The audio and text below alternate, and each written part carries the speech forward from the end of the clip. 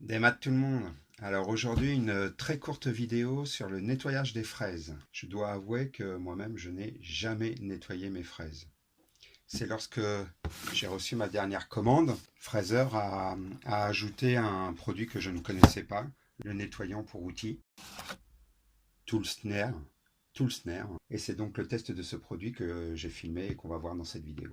Alors bien sûr, des produits équivalents, il doit y en avoir dans d'autres marques, hein. Ce n'est pas ce produit-là que je mets en avant, c'est vraiment le fait de nettoyer ces fraises avec un produit adéquat.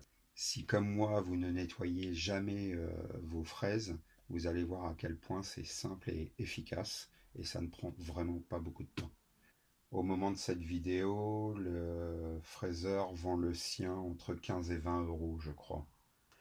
Alors, petite précision, moi, ce sont des fraises pour CNC que je nettoie. Et ces derniers temps, avec la fraise qu'il va y avoir dans le test, j'ai usiné énormément de CP contreplaqué.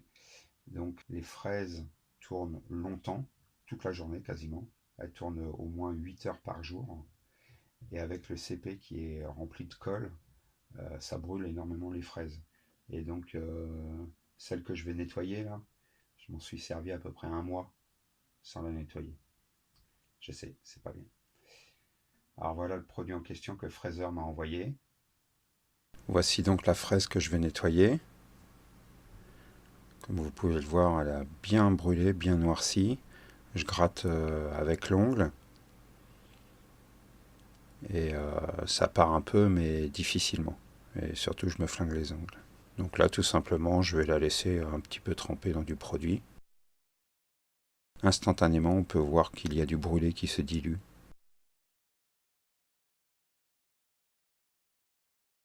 J'ai laissé agir 20 minutes.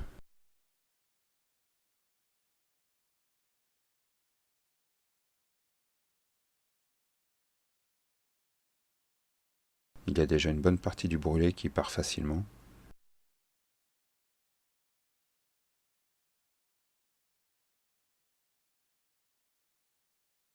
Je gratte un peu quand même, mais il en reste. Je comptais la laisser tremper 1 heure et puis en fait je l'ai oublié. J'ai continué à travailler. Elle a trempé plus qu'1 heure, beaucoup plus qu'1 heure. On va dire que ça a nettoyé facilement 90% du brûlé et que pour une petite partie, là, je galère un petit peu. C'est assez inaccessible.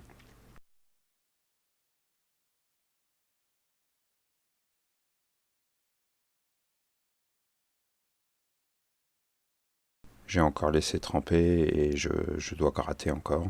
Alors ce n'est pas encore parfait, sûrement parce que j'ai gratté avec les ongles. Il y a peut-être une méthode plus efficace avec une petite brosse.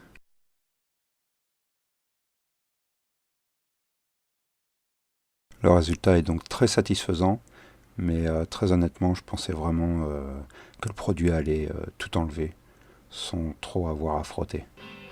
Pour finir, je rajoute une autre huile qui a été fournie avec le kit, une huile pour protéger les fraises et pour la coupe.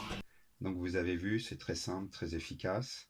Moi, depuis que j'ai reçu le produit, en fait, j'ai pris cette habitude de systématiquement, quand j'enlève la fraise de la défonceuse, quand je fais un changement d'outil, euh, la fraise que j'enlève, je la mets à tremper.